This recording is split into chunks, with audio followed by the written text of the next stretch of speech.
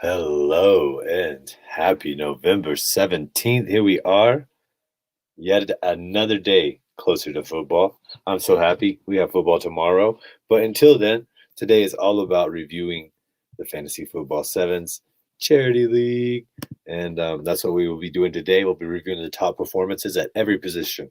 I'm talking quarterback, running back, wide receiver, tight end, kicker, defense and special teams, defensive lineman, linebacker, and defensive back. We cover it all on today's show. Also, go back and look at a charity league. We raised over $1,000 for Kawasaki's disease. It's been pretty awesome. Like I said, they sent me a personal email back just telling me thank you, and we kind of explained stories and why we both care, and it was really awesome. But it was you guys, not just me, but we did it all together, the collective, the 48. And there's some exciting things happening as we enter week 11. We have, we're going to review the games of the week. We're going to talk about the highest score. We're going to talk about some really close games, what happened to win one of those games, including yours truly. But before we do that, let's review the top performances of the week. Coming in at quarterback with 51.24 points. Oh, first off, before we get there too far into it, I do want to say that it's kind of interesting in the fact that there's three sets of teammates. So there's, like I read off all the positions. So we have 9 positions total, and there's 6 of them come from, are on the same team, as in teammates on one side of the ball, the other. But Patrick Mahomes, welcome back, 51.24 points. You all doubted him. We all knew it was coming. It was just a matter of time. We got our, we'll do R. Stevenson out of New England, the running back. He is the highest scoring running back, 28.4 points, went on full display of what he can do without Harris being in the lineup. Very good football player. I'm pretty pumped to have him in a couple leagues. So, that's just the way it went. Debo Samuel, or D Samuel, leading all wide receivers with 31.8 points in the fantasy football sevens format. If you play in the charity league, just type in hashtag fantasy football sevens, because that's what we're promoting. We're charity, and we're promoting this league that incorporates all positions, multiple points, high scoring leagues. It's a lot of fun. A lot of people have told me and they enjoy it. I hope you are enjoying it. I enjoy it, and I enjoy spreading it. But Debo, 31.8 points once again. Here's their first teammate. How about it? Mr. T. Kelsey. We're talking about Travis Kelsey, baby, the tight end for the Chiefs, coming in at 18.9 points. It's so hard in the tight end world to come. It's just a hard position, but Travis Kelsey, by far the best. Picked him in my best ball for the one that I did halfway through the year. A lot of fun. I love just drafting. It's so much fun. But Travis Kelsey, no surprise, 18.9 points, getting it done for the tight end. Leading kicker, Zane or Z Gonzalez. Zane had a great game, 23 points against. It was a revenge game. I didn't highlight it. He has been on the player pine more than once. So he's doing good things for Carolina because they are not finishing drives. That might change with Cam there, as you saw that he scored on the first 2 drives just as it is. So that's always pretty awesome. The highest scoring defense and the highest scoring team position across all 9 is the Dallas defense at 57.22 points. They got the job done against Atlanta. They were getting picks, turnovers.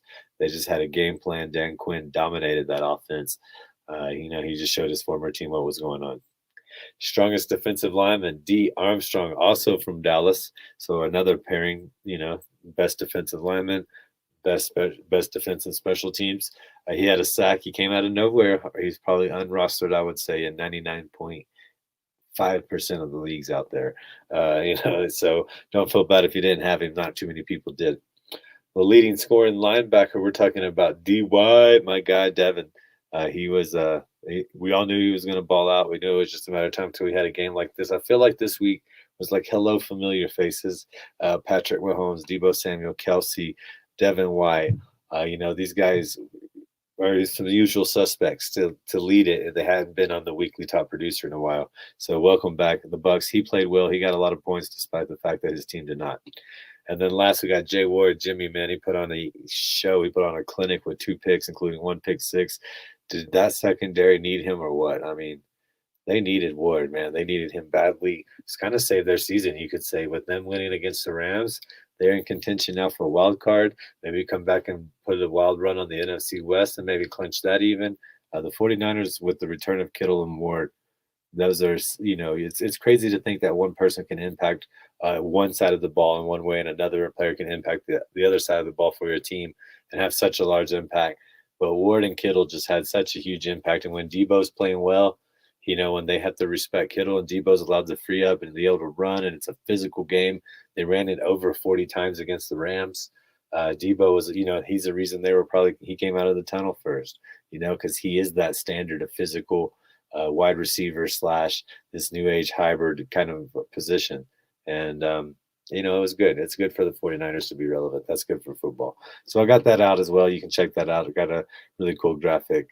Matt Ryan being sacked. Who doesn't like that? So that was the Cowboys and Armstrong, the twofer on the teammate, man. So that's once again based off Fantasy Football 7's format. Every position, we just talked about it. You got 3 IDP levels. You got the defense. You got the kicker.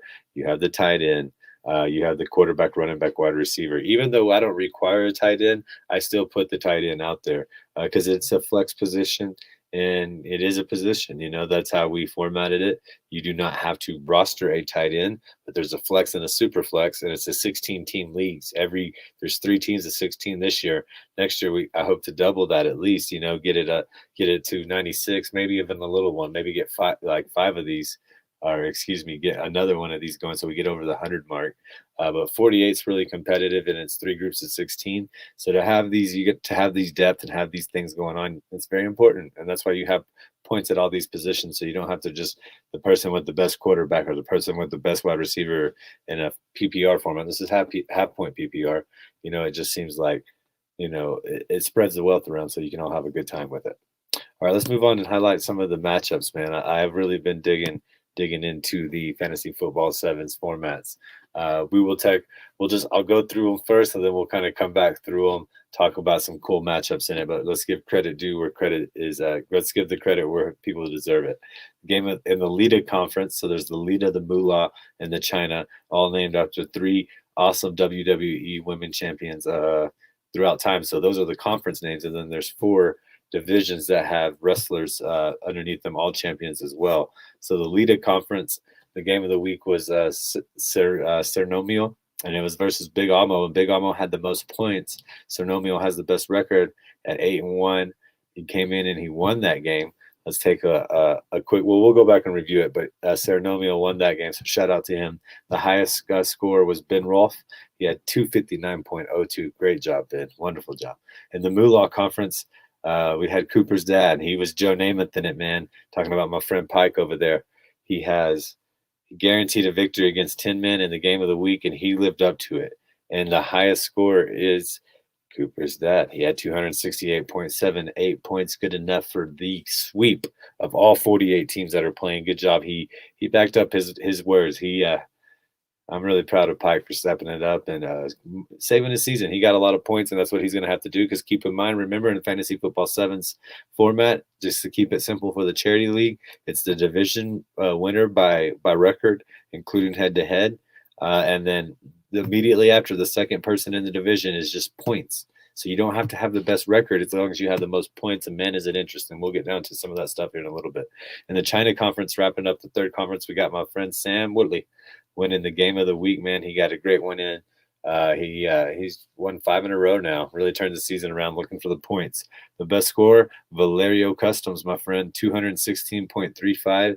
Would have swept anybody in that conference. So he's putting up the points. That's the prime example. He's not winning the division, but he has the most points in the division. So as long as he keeps that trend up, it doesn't matter if he wins it or not. He'll get in due to the points.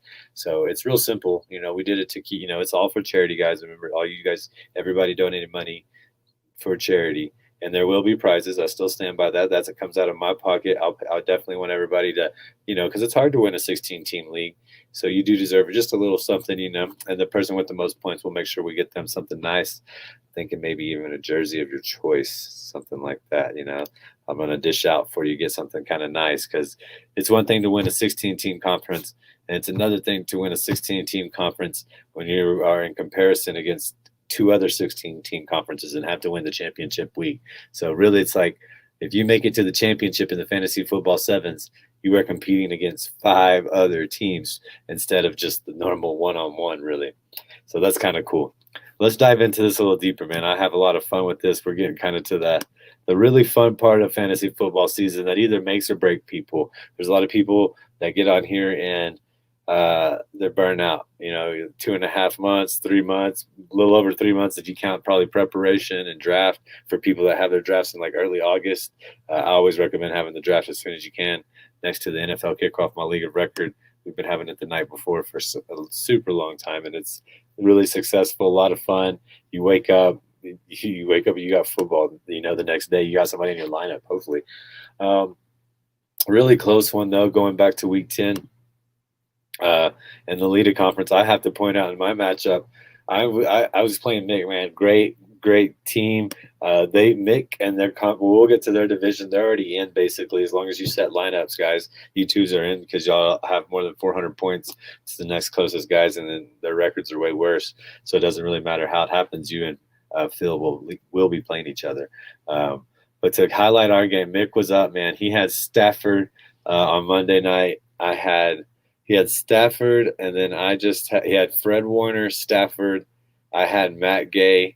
He had the Rams defense, which in our format, you just heard me tell you that the Cowboys got over 50-something points and got the highest scoring position player for the whole format. So he had 3 of those guys going in, and I just had Matt Gay, and the final score ended up being 181.44. 179.65. How about that, man? That is a less than 2-point difference in the game. And on top of that, he lost with Matt Gay, and he had Graham Gano in his kicker and got 0 points, but he should have won. Matthew Stafford, Rams D, Fred Warner got 12.75. Rams D got 8.09. And then Matthew Stafford got not a decent 9.82. So the points were there. The comeback was there. He was winning. That sack by Nick Bosa. Oh, yeah. Get in, Matt Gay. Kick in the field goal. That's why you play with kickers, because kickers matter. What did I say? The last relevant play for fantasy. Well, Elijah Mitchell got some points after that. But the last Monday night kick, and you win on Monday Night Football. That's why you do it, man. That's why you play it. That's why we do this sport. It's just that's fantasy football in a whole nutshell. And I moved to 9-1. Mix goes to 6-4. Think about this turnaround. I would be 8-2. He would be 7-3, vying for possibly just bragging rights for this format. But first in the conference, it came down to a kick. And it's really amazing. Because the way I set up the schedule, we are in conference play right now, so it's kind of beautiful, the beauty of the schedule. Phil, man, he's on a roll, 7-3. Looks like I said he'll be playing Mick. You guys, as long as you guys set full lineups, you guys aren't going to be caught, really. I don't think. But Gary or Jordan, no offense to those guys, are just sitting at 0-10 and 1-9 and not putting up any points. So that's just the way it goes. I do want to highlight something else though, real quick. Ben did take down the mighty Sandro, so congratulations to that. Alex is on a huge 4-game winning streak. But I want to highlight the points real quick, because in my division, I'm sitting at 9-1, Flyer on the Wall 6-4, Kieran is at 3-7, and JJ NUFC, who just won this week. So he's 2-8, and he just won this week. But he has 1,912.56 points, where Flyer on the Wall has 2,026.96 points. So just a little over 100. But with 4 games left, if he covers that gap, it won't matter that he has a losing record. It just matters that he has the most points. Whereas like Phil, and I told you guys, Mick, they're at 1,957, 1,995. And then the next closest team is 1,476. So there's like a 500-point gap right there that they're kind of cushioning on. So that's why they're pretty much in. And you have to represent your division in the playoffs. It's you versus whoever happens to be maybe the second.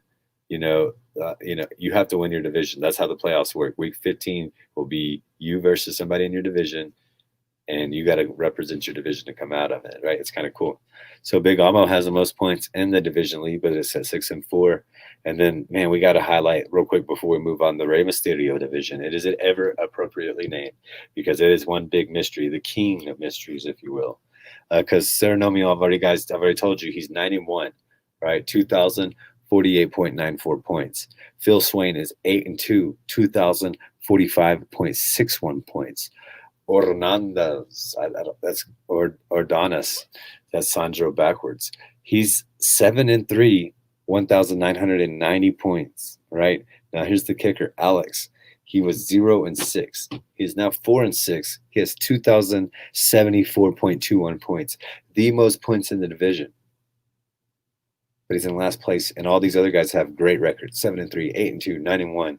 They're all crunched up in points. I do think, somewhere in there, those three, Alex can't win the division. He's already 5 games behind, but he can get in with points and knock out teams that may have double-digit wins. That's crazy. So do not give up on the season. Do not, Alex, keep it going. Got you in the game of the week coming up against our man TD Good Sports, Fantasy Good Sports, who's also in a kind of a position battle for that second spot.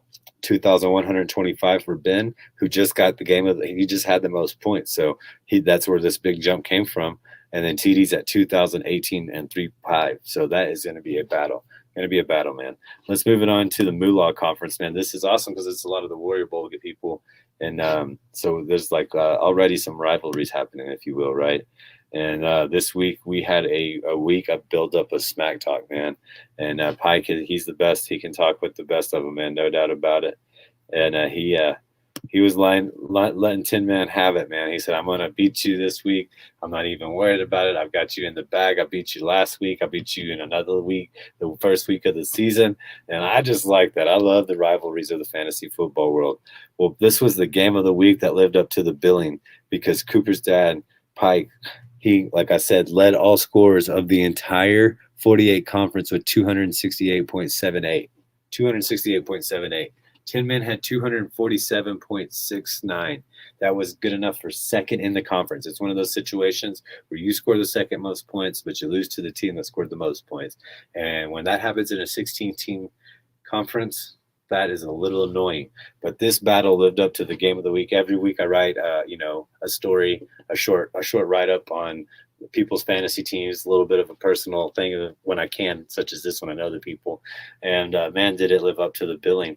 Because Tin Man was on a roll. He had won 4 in a row at that point. He was the only person that swept the cross-conference division. And now Cooper's sitting at 4-6 and 5-5. And, man, this is just the Moolah Conference is just tight all the way through. Shout out to Murph getting 215.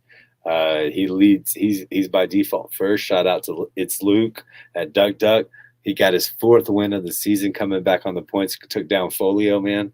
He had 255 or 225. It's just a tight battle over here. Let's get down to it. Look at some of the division. The Ultimate Warrior right now, Fernando Timbo sitting in first with 7-3.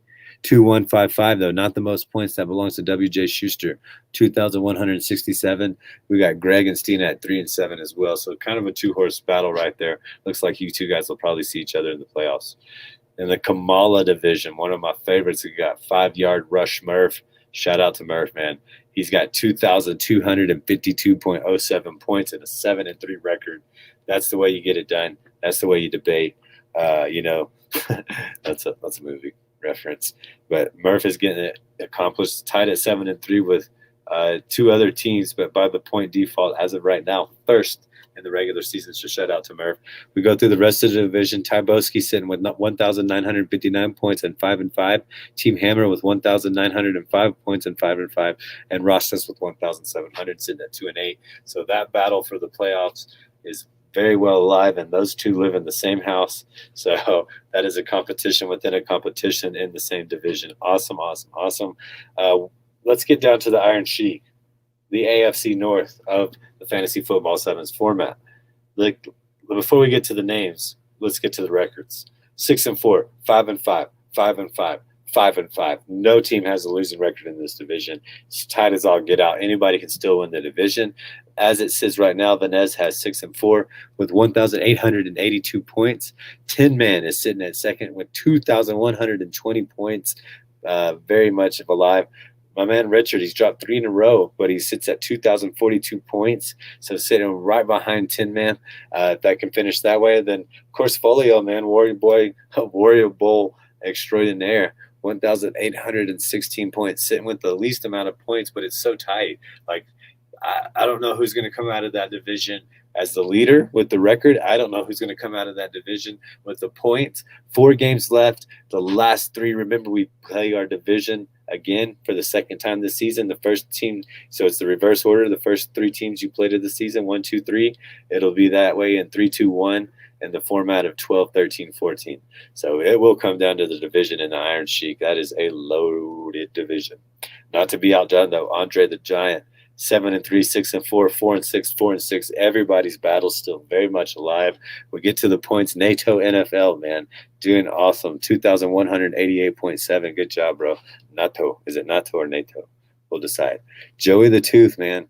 I just want to say shout out to Joey, man. Just for all your content, all your ITP stuff. I looked at your rankings before the year. I joined y'all's Invitational League. He's put out a lot of content, and he said he's going to quit after this year, and no shame in that, man. It's a lot of work to do, and he's somebody that's worked with a lot of people, networked with a lot of people. So if you see Joey, just tell him thank you, man, and tell him that you appreciate all the work that he put into it for free, or some of it for free. But he's sitting at 2,049.93. Then we have Pike sitting at third with the 4-6 record, but 1,993 points. So just right there between him and Joey the Tooth, they're both up there in New England. That could turn into a brawl for second place. Not to say NATO cannot be caught. All three of you can catch them. And Luke is not finished yet. 1,776 points on a 4-6 record. Really having a great second half of the season. He can still grab first place. He goes on a 4-game win streak. That means he goes 3-0 in the division. He just needs NATO to lose one more, and that it could totally be within his grasp, because the division title goes, your record and then your head-to-head. So if you beat them twice, because you had a chance to play somebody in your division twice, if y'all split head-to-head, we go to division record and then conference record. So pretty cool. There's a lot of ways to get down in that division. Andre the Giant and Iron Sheik, man. That's fantasy football at its heart and pure enjoyiness, and it's a lot of fun. The whole Moolah conference is tight. Seems like everybody is alive. Everybody is still alive. The worst record is 2-8, but Rostas has a chance to get by on the points. It's only a couple hundred behind. Everybody's alive in this conference. That's what you get. That's what you want whenever you get this late. All right, going real quick into the China conference, man. It was another good league. It's a great conference as well. Sam won the game of the week. He is on a huge streak right now. Let me just look at that real quick. Sam is on a 5-game win streak to turn his season around to get to 6 wins. That's what you want, man. But he won the game of the week against Adam Colbebe, just over 16 points. So it was a battle all the way to the end. That's the way it goes sometimes in fantasy football battles. It's tough, man. Valerio Customs got the most points, 4-6 record, but has the most points in his division. We'll get down to it. Pretty much most of these games were more or less blowouts. Liam got back to the winning streak with 214. That was a good one. Legion of Doom won with 120 points. Roxanne, come on now. Got to set those lineups. But let's look at the divisions. This is the conference with the 10-0 team. 1 second. Oh, man, that's better. Sorry about that for those people on the audio. ADZT666 is at 10-0. The only team that's 10-0. 10-0. Nobody's been able to bring the man down in a 16-team format where talent is spread out. Not an 8-team league or a 10-team league where somebody's just been able to have a great draft and make a trade or two in a set. Now you gotta ride this out. You gotta ride this out, man. And all the shout out to you. It's hard to be 10-0. You just got to keep that momentum going. And then that's in the Mick Foley division. So there's a 0-10 team, a 10-0 team, and 2, 6, and 4 teams. ADZ has 2,210 points. Tyler, my man, 250R, has 2,070 points. B. Smitty, though, has 1,888.95. So we're talking less than 200 points with 4 games to go. You got to keep the pedal on because the truth is there is way too many bye weeks still left when we go in these games. So don't get discouraged if you're down in the point total by 200, 250, 300. You still have a chance depending on how your team is set up, right? So we go to the Mick Foley divisions. You just shout out to the jabroni beaters, man. That's awesome, dude. 10-0 in a 16-team league is amazing. You don't just luck your way into that. You got to really work to do that. That's just how it is. Undertaker division, dig this, man. Not one team has a winning record. uh, but that's just the way it is. We got 5-5, 4-6, 4-6, 2-8. My man, my former roommate, Mikey, Bobcats baby, 1884, man, leading the division with a 5-5 record. Valerio Customs, 2051.82 with a 4-6 record. Ross D, 1987. We got an 1862. So technically, if Valerio gets in the front, that's a two-horse battle, 1884 to 1862. But British FFL is right there as well with 1587. So anybody can still take this division. Anybody can get the points on it. It's a much different experience.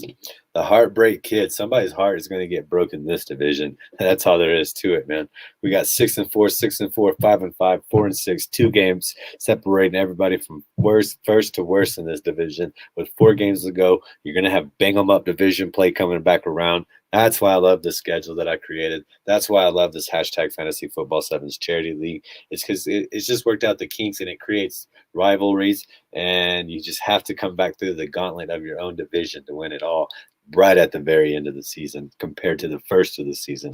It's amazing, man. But let's get down to this amazing Heartbreak Kid division. We have Sports Liddell with 2,124 points, 6-4 record. Then we have Gary H, 889, my man. Gary, 2,084.77 points. So right there, we're talking less than 50 points? Yep. Less than 40 points. 40 points separating them, 6-4 record. Very tight race. Queen Roxanne, though, 1,763, 5-5 record. Very much alive. Rich M, 302, 1,942 points. So just in line as well. All the points are bunched in. You guys are all within what? About 300 of each other or less. And then 4-6 and 6-4. That was an appropriately named division, the Heartbreak Kid, because somebody is going to be joyous. Somebody is going to have their heart broken. Moving on to the Rock division, point leader and division leader, Incubus Army, man, 2,220.16 points, 8-2 record, going for the sweep. I think that's good enough for first in that conference, as well as first in this division. 2-point cushion, but Sam's been coming on strong with a 5-game win streak. 2,074 points as well, so pretty close in the point department. But dig this. Here comes Liam, the FSA tweets, 2,013 points. He has the most points put on him at 2,073 and a 4-6 record. So the division might be a little bit out of hand. He would need Ryan to lose all his games, but the point battle for the wild card between the FSA tweets at 2013 and Sam Whitley at 2074 is amazing. Jared's still at 4-6 as well with 1,795 points. Not like you're out of it at all. In fact, it's just a little under 300. So with 4 games, that can definitely be ground up. That's going to do it for pretty much reviewing everything. It's just a lot of fun, dude. And I like the way it breaks down. I like writing the games of the week. I enjoy doing that as well. And why don't we just go ahead and give a sneak peek into the games of the week coming up for the following week? No surprise, I've already let it the cat out of the bag, as they say. Got good fantasy, good sports, and Alex, man, fantasy football hustler, going to a huge battle. Both guys fighting for the point battle, so you guys don't need to be looking so much at who's going to win. I mean, it's nice to win, don't get me wrong, because that means you had the most points, but you guys should be shooting for that 250 mark. Really help your chances of getting in the playoffs. Moving on to the Moolah Conference, we got Christina Westina versus MC the Hammer, 5-5. 2 teams looking from the outside in, but they can get some good points, get some momentum going. They both won last week, so looking to continue a game streak. MC's on a 2-game win streak, so she could get it to 3. Christina could get it there at 2 games and just kind of have fun and get a lot of points and maybe get ready to play the spoiler. That's a fun position to play if you're out. Get you something to look forward to. So best of luck, Mary Claire and Christina, in your battle. And moving on to the 3rd game of the week, we have Queen Roxanne. Roxanne looking to get back in. I told you only a game back. You need to get some points going, but you're playing Ryan, who has an 8-2 record, but he just had a hell. So you can really save yourself right here. Ryan, if you win this game, you kind of put some people out of the division race, put some cushion for yourself. Queen Roxanne, if you win this game, the truth is you might walk away as the division leader heading into the last 3 games into the division. as the division leader. So meaning that the destiny's in your hands. You win all your next three, you're in the playoffs. No ifs, ands, or buts. Don't have to worry about points. None of that baloney. So big game in the China Conference. Ryan, that's Incubus Army versus Queen Roxanne. Like I said, that's where you want to be. You with the last 3 weeks of the season or the regular season, you want to have your own destiny in your hand. You win the next 3 games. There's not much else to worry about. I'm in. I don't have to worry about points. I don't have to worry about some kind of tie-breaking scenario. None of that jazz. You want to have that. That's where you want to be coming after week 11. So go check out Iggy's Fantasy and Betting. I'll have these post up for you guys later today. And Iggy's Fantasy and Betting, you can subscribe to the YouTube there. Hey, I'm live right now on YouTube. Go check it out. You can subscribe and listen to the podcast 5 days a week, talking about fantasy, talking about betting, trying to put money in your pocket, trying to help you dominate your league. We want to be elite. Hey, check out Super Draft as well, man. Sign up for the elite tier. It's just under my name. You got to find somebody that's already in it. So it's each one teach one. Smaller pools, winning money. You can be if you're in a legal state, cool. If you're not in a legal state, no problem. You sign up the subscription, free, $20, $50, $100. Take your pick per month. You get to pick in pools every day. It's been a lot of fun. People have been hitting me up, having a lot of fun doing it because you can win real money, not prizes. You win cash because of this subscription. Hit me up if you want some more information on that as well. I really appreciate being here with you guys. It's a lot of fun, and I'll talk to you guys later. Peace.